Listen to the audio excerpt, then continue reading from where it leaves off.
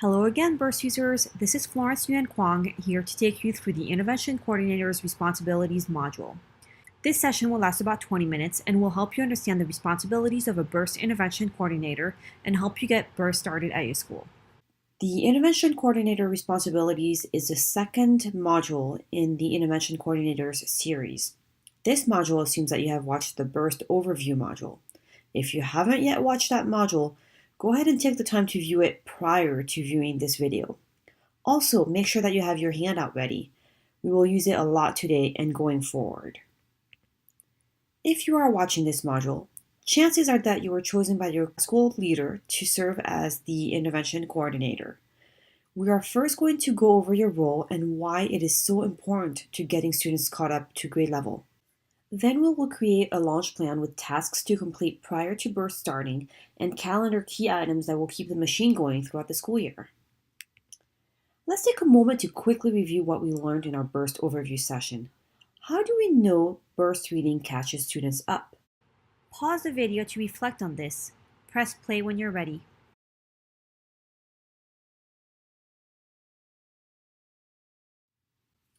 As we shared during our burst overview session, schools that had the most success growing students were those that implemented burst with fidelity. We all strive to implement programs with fidelity, but sometimes the nitty-gritty details hold us back. Here are some of the nitty-gritty details that affect student progress. How you choose to group, whether it's within class or across classes, might affect your ability to form homogeneous groups. How you adjust class and staff schedules will determine whether you serve every student in need and whether interventionists have enough time to pick up and drop off students without cutting into the 30 minutes of instructional time. Just 7 minutes of time lost to instruction translates to 25% less burst instruction, so sweating the small stuff matters. Well, actually, the small stuff is really big stuff. How soon you get intervention started at the beginning of the year affects the number of days and weeks students get burst. And that actually drastically affects the odds that they will catch up. There are a lot of other details. When students should be practicing with boost, who should progress monitor, when, what day of the week, and how do we ensure that interventionists know how to deliver burst lessons? Which is why we ask, why might your school want to have someone serve as an intervention coordinator? Pause the video to reflect on this. Press play when you're ready.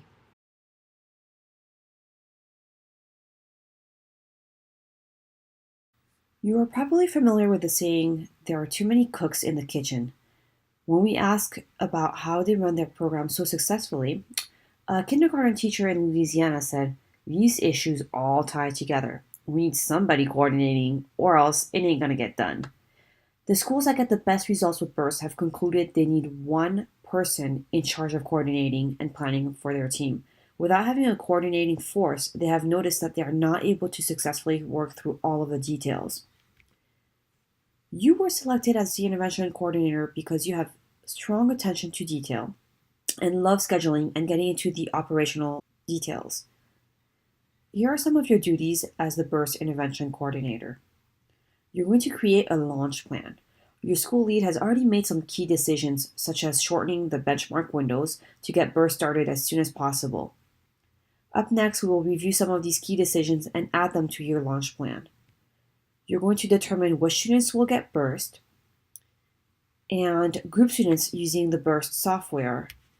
You're also going to work on scheduling and ensure that every group has a time in the day when they meet, a place where they're going to meet, and an interventionist to deliver the instruction. You're going to schedule progress monitoring and ensure that PM gets done so that the burst algorithm can generate the next burst lessons. You will also schedule and get Boost up and running, working with either just the interventionists or the general education teachers, depending on how you set up Boost. And you will also troubleshoot issues as they arise. You should now have a better idea of what your role entails. You will get more training and support with assessments for burst, grouping and scheduling, and setting up progress monitoring in the next set of modules you will watch. Let's spend some time building out your launch plan to get burst started and to keep it going strong over the school year. We're going to start building our launch plan. As you watch your next modules, you will add to your launch plan, so keep it handy. Here are the steps we will follow. I will guide you through your handout. First, we are going to review our example launch plan to get an idea of what the finished product will look like. Then we will go into the details. We've built a list of recommended tasks. We will take a look at them and see if anything is missing for your own school context. Once we have built our list, we will identify the persons responsible to make sure the task gets completed. For some of these tasks, you may not yet know who that person will be and might determine the right person after the next module. That's why you will keep this plan handy and update it as you go through the modules.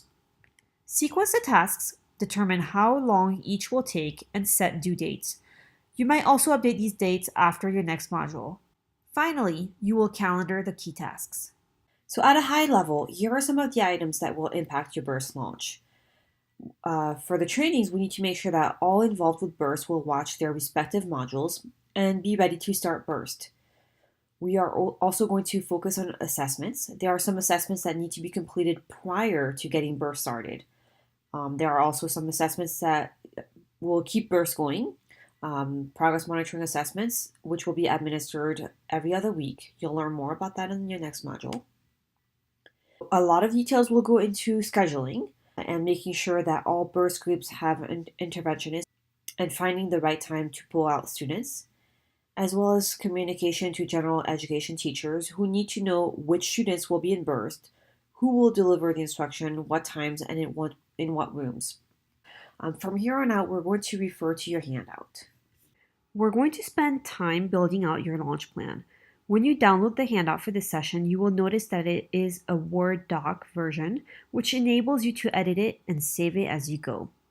We're going to refer to pages 2 through 8 of your handout to go over the example launch plan.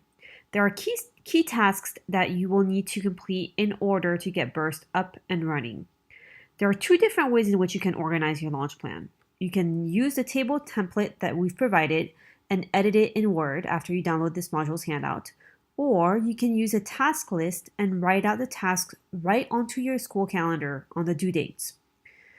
We used a table template to organize the task by due date, and then we jotted down each task onto the school calendar, which is usually displayed in the office.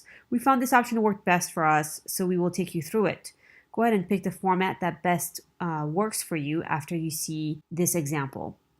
Then you will calendar all of the important things that will keep the machine going and share the calendar with other people who are responsible to complete the task. We're going to start by looking at pages 2 and 3 of your handout to review an example launch plan and get a better idea of the finished product we are aiming to create. Bear in mind that this launch plan was updated and completed as we watched the rest of the Intervention Coordinator modules.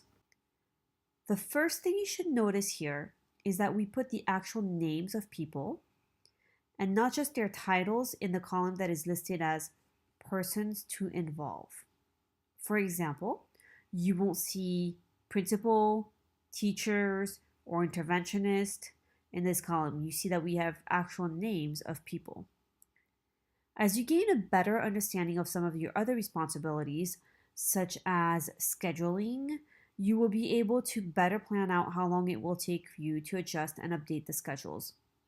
You see here that there are quick tasks, such as gathering the school-wide schedules, which probably will not take long to complete. This is why we have set these up for the very beginning of the school year. However, when we planned for scheduling burst and adjusting interventionist schedules, we gave ourselves a few days to complete the tasks, especially since this is the first time that you will go through adjusting current schedules and scheduling burst. There are probably other tasks on here which do not make complete sense to you right now, such as determining whether or not to include the burst vocabulary strand, or planning out the details of progress monitoring. In the next module, you will learn more about assessment in burst, progress monitoring, who is best qualified to do it, and when you should schedule it. If you look at the next few pages, you will see that we have transferred the tasks in the launch plan to the school calendar. This type of calendar is often posted in the main office or in a place that is accessible to all school staff. Having the tasks in the school calendar allows us to visually see how long each task might take and how much time we might have left to complete it. We usually cross out the days in the calendar to keep track of our progress. If you look through pages 4 through 8, you will get a good idea of what the beginning stages of getting bursts up and running look like, as well as tasks we complete throughout the year to keep it going. All right, so now it's your turn to build your launch plan. To help you get started, here is a list of tasks you might want to include as you plan to implement Burst. We will first make sure that this list is complete and add anything that is missing. Then we will assign the tasks to owners and determine due dates. Be sure to plan enough time to get each task completed. We've shown you an example from a school that has been using Burst for a few years. Some of these tasks may take you a bit longer, especially the first time around. Plan more time. You can always edit this task list later. The first thing you will want to do is finish your training by watching the rest of the Burst modules for intervention coordinators. Some of the tasks on here will make a lot more sense after you view the rest of the videos. You will want to schedule all screeners and placement tests to be completed as soon as possible so that you can work on grouping students. During your kickoff meeting with your implementation team, you or your SIS colleague should have gone through the process to enroll all Burst students and staff in mclasshome.com. You will complete this step after having selected which students will receive Burst. That is, you will only import students who will get Burst intervention into the system based on your screener. As you can see, you will need your school calendar with holidays, any PD days, and other important dates to build out your task list. You will also need all other school-wide schedules, including each grade's daily instructional schedule and staff schedules as well. We will take you through how to adjust daily instructional schedules in your grouping and scheduling module. Keep in mind that the first time you group students and schedule Burst, it might take you a few days. Be ready to work on this task for 1 to 2 days, depending on the complexities of your school schedules. Plan for that in your launch plan. Include any field trips that are already scheduled. Include monthly school assemblies. If these aren't yet scheduled, try your best to avoid scheduling them during Burst intervention. Look out for all the trainings or PDs that your interventionists might need to attend and plan accordingly. Think about what communication will need to go out to teachers to get Burst started. For example, a list of which students will be pulled out, along with a schedule of when and where students will go. Include Burst start and end dates as well, and PM schedules. Can you think of other items that we may want to include in this task list? Press pause to look over the list and come back when you're ready. Take the time to also cross out any tasks that you have already completed. For example, if you have already administered your school screening assessment and have already selected which students will be in Burst, feel free to cross out those tasks on here. Remember, you may not yet have all of the information to build out your plan in its entirety. You will learn more in upcoming modules. As you gather more information, update your yearly task list. For example, include the names of the PM specialists and of the interventionists in the task list. If you already have this information, feel free to include it now. We've worked on key tasks to get Burst up and running. Now let's think about the tasks that will keep the machine going. These are the tasks that we will repeat throughout the year. Remember that Burst uses progress monitoring data to generate new lessons that match students' evolving needs.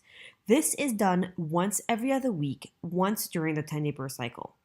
Therefore, it's extremely important to ensure that progress monitoring is done every other week so that Burst can continue to give you new lessons.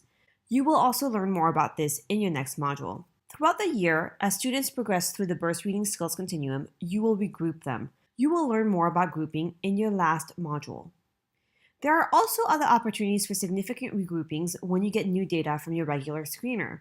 You may need to move students in and out of Bursts as your screener data suggests that they either need or no longer need intervention. You will also keep track of student progress and identify students who might need a Tier 3 intensity or a different program to catch up to a grade level peers. You can plan meetings with the school leader and teachers to determine next steps for students who might need Tier 3. Throughout the year, you will also support interventionists to troubleshoot issues as they arise. Can you think of other items we may want to include in this task list?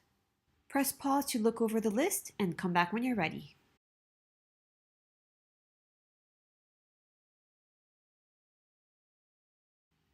You now have two lists of tasks, one to complete in order to get Burst going, and one to implement throughout the year to keep Burst going.